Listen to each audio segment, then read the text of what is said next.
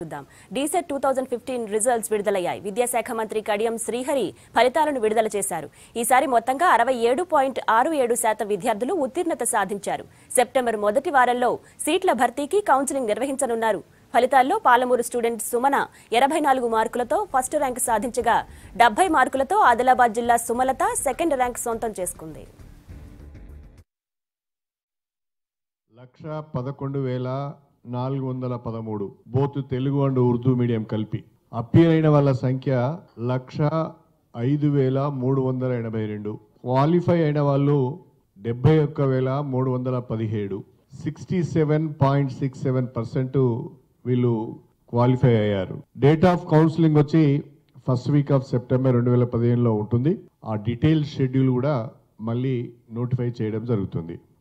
Model స్కూల్స్లలో 192 model schools గాను ఈ విద్యా సంవత్సరం నుంచి 182 మోడల్ స్కూల్స్ పనిచేస్తున్నాయి.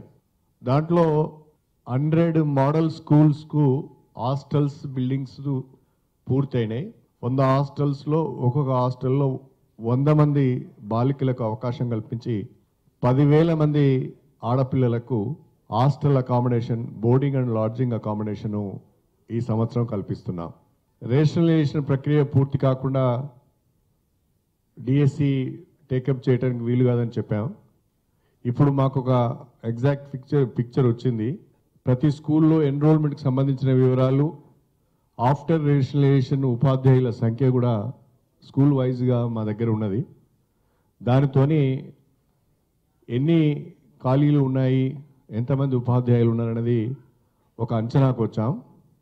ఇమీడియట్గా డిఎస్సి కండక్ట్ చేసిన ఆ ప్రాసెస్ మొత్తం పూర్తి కావడానికి 5-6 మాసాలు అవుతుంది. అప్పటి వరకు విద్యార్థులకు నష్టం జరగకూడదనే ఉద్దేశంతోనే మేము ఇమీడియట్గా విద్యా వాలంటీర్ల నియామకం చేపడుతున్నాం. డిఎస్సిని కూడా ఒక నిర్ణయం తీసుకొని ఎప్పుడు నిర్వహించాలి అనేది ఆలోచిస్తున్నాం.